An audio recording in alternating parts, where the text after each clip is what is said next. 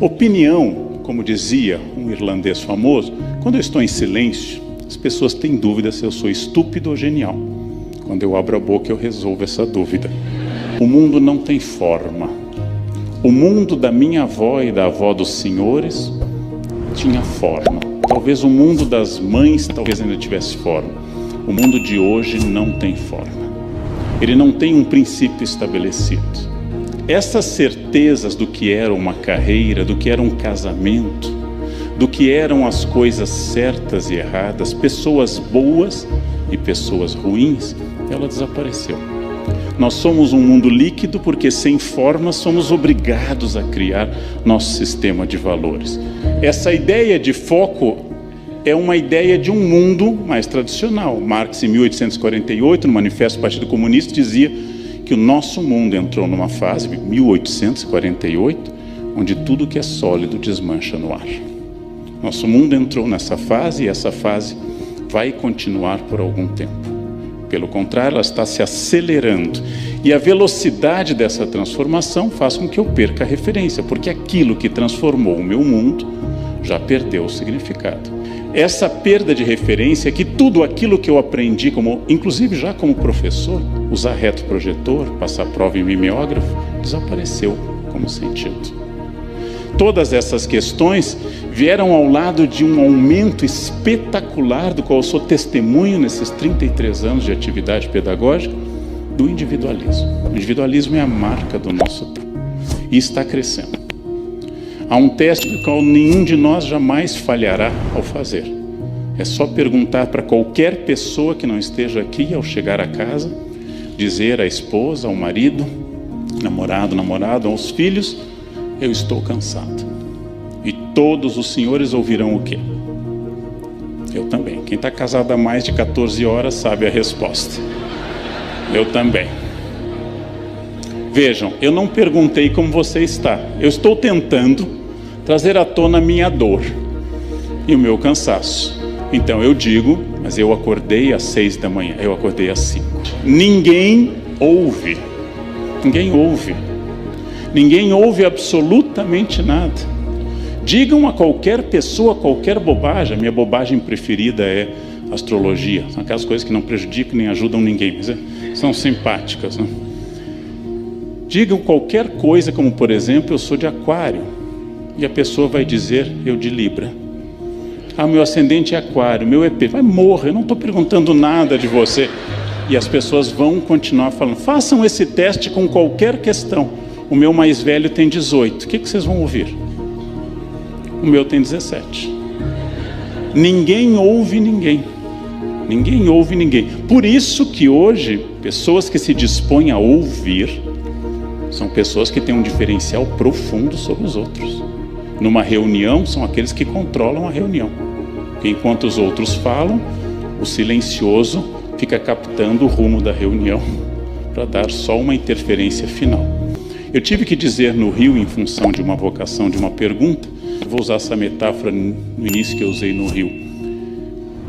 Opinião é que nem uma parte específica do nosso corpo, que fica na parte posterior e que representa o final do processo digestivo.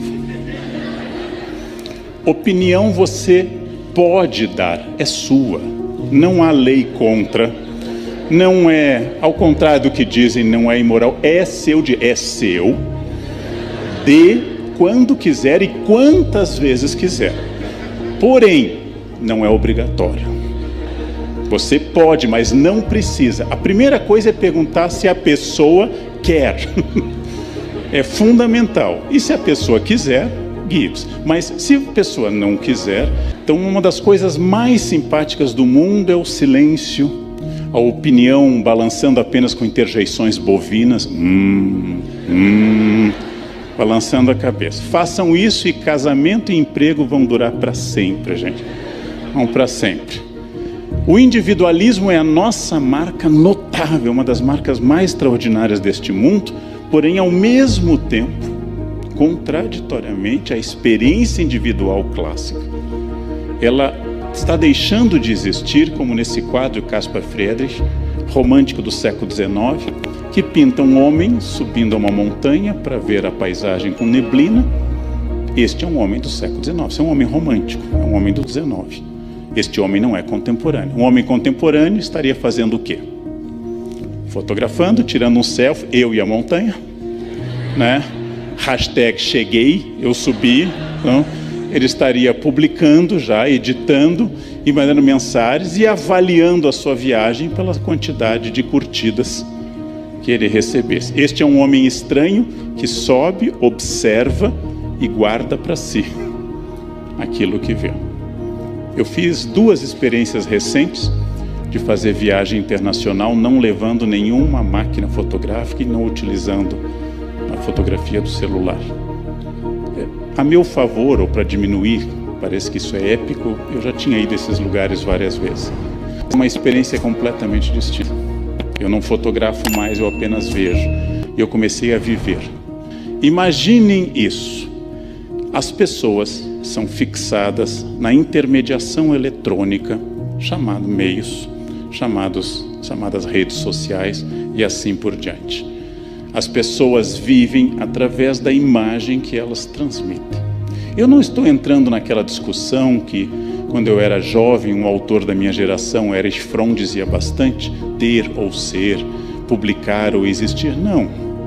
Não é mais superficial quem publica mais fotos ou menos.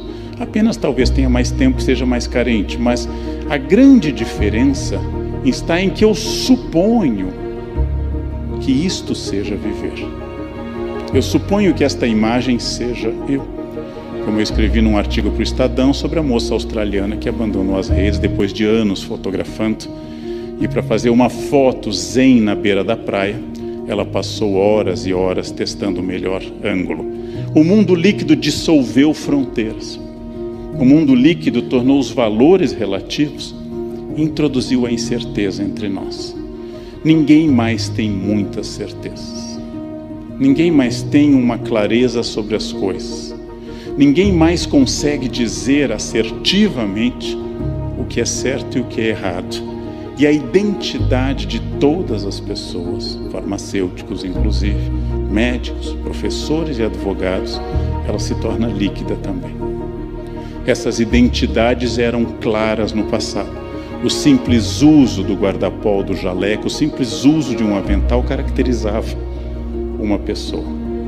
Hoje tudo tem que ser conquistado.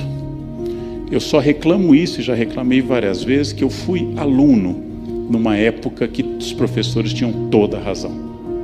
E hoje eu sou professor numa época que os alunos têm toda a razão. Eu nunca peguei um momento bom nessa história. Era ótimo ser professor há 50 anos e é ótimo ser aluno hoje. Bom, eu escolhi um momento errado, foi uma encarnação só errada. A identidade era dada. Como o meu clínico geral comenta, e eu lembro disso, há alguns anos levava-se o exame clínico fechado para o médico. Não era possível abri-lo. Hoje ele chega ao médico analisado pelo Dr. Google. Você chega lá e diz, doutor, eu estou com HDL. Aí o meu médico, o Dr. Jairo Idal, diz, e o que você recomenda nestes casos? Não? Porque as pessoas começaram, inclusive, a ler bula, extraordinário. Elas começaram eu já não posso mais, a presbiopia não permite, mas elas começaram a ler bula. A identidade é um problema. Identidade de tudo, de absolutamente tudo. Essa identidade tem apenas uma questão que não mudou, mas se intensificou e com a qual nós medimos hoje a capacidade de uma pessoa, que é seu poder de consumo. Não há nada mais depressivo do que não poder consumir. Zygmunt Bauman sugere num livro, 44 cartas, que as lojas, isso é particularmente importante para a área dos senhores, que as lojas deveriam se chamar farmácias, porque elas são a solução para diversos males, como depressão, angústia, etc. As lojas deveriam ter uma identificação farmacêutica. E de acordo com a quantidade de gastos, elas poderiam botar uma tarja preta. Por exemplo, essa loja é só para casos. Eu acabei de ver uma enquete num jornal da hora do almoço, de pessoas dizendo que compras relaxam, que comprar deixa a pessoa feliz. O elemento redentor é o consumo. Hoje nós consumimos mais do que nunca, com problemas ecológicos, psicológicos e também financeiros. O Brasil é uma nação, por exemplo, profundamente endividada, especialmente em determinadas categorias sociais. E é muito importante pensar que quando eu chego a este ponto, eu passo a confundir o fim de um mundo com o fim do mundo. Todas as pessoas mais velhas estão achando que o mundo está acabando, porque elas não se adaptam mais a isso. Observem num shopping, observem num prédio, a entrada da escada rolante. O mais velho vai ter 1 minuto de dúvida. Ele mira a escada rolante. Ele se aproxima e dá um pulo, porque ele tem medo da escada rolante. Aquela coisa engole gente, porque ele viu surgir aquilo. Os jovens entram. De fato, a escada rolante provoca problemas às vezes, mas o medo é um sinal de idade. Aquela dúvida na hora de um celular novo, o jovem começa a fuçar. E o mais velho fica olhando, por que eu troquei o outro? Eu sabia tudo onde estava. Quando eu começo a não ter mais significados no meu mundo, eu começo a estranhar, por exemplo, a necessidade atual, imperativa, profunda de ser feliz. Todos devem sorrir nas fotos. Fotos de pessoas mais velhas, 50 anos, ninguém sorrir. Não era de bom tom um profissional, por exemplo, tirar uma foto sorrindo. A felicidade é obrigatória. Todos devem ser felizes e profundamente felizes. Tanto, e também isso é muito importante para a área de vocês, que nós passamos a medicalizar a infelicidade. Alguém perde a esposa, perde um filho, perde a mãe, recomenda-se medicação. É óbvio que a pessoa está triste, mas a tristeza é natural. A depressão é uma doença clínica, que pode nascer de uma série de coisas psicológicas e até deficiência de lítio, mas a depressão existe. Mas a tristeza não é um acidente, a tristeza faz parte da vida. A tristeza é absolutamente essencial. Essa dimensão trágica da vida é essencial. Eu sou feliz hoje porque no passado eu não era. É a única medida que eu tenho para medir uma vida.